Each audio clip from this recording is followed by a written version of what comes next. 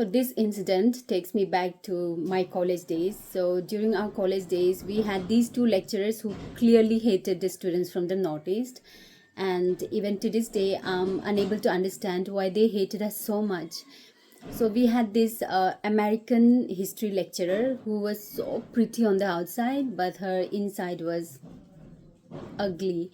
So what she would do was, whenever there were tests or exams, she would, come walk around the classroom to find where the students from the Northeast were sitting.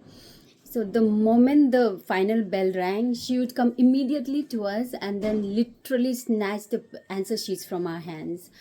And also during her lectures, she would never make an eye contact with us.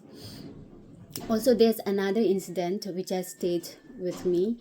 So my mother had to undergo a major surgery in a hospital in Guwahati. So I had to fly down to Guwahati to be with her for a week. So on the day I was returning to Delhi, my mother also was traveling back to Itanagar.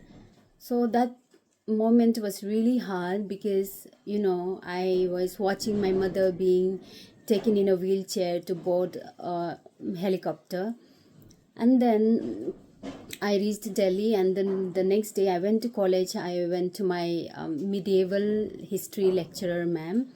So I asked her for a book. Those days we had very limited copies of good books, so we had to share and rotate the books. So I went up to her asking for a book, and she was like, "You people, you don't even attend your classes, all you do is party.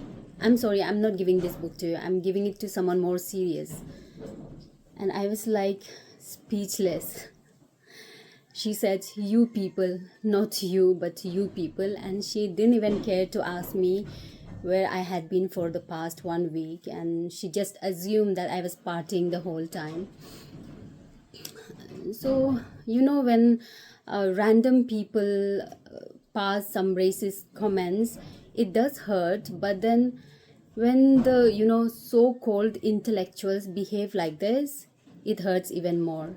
Today, I don't even, call them intellectuals. I just say they were literate, not educated, because educated people would not discriminate, right? So it's funny because when my father was there, it existed, and when I was there, it still existed, and I'm afraid it might still be existing when my children go out to study.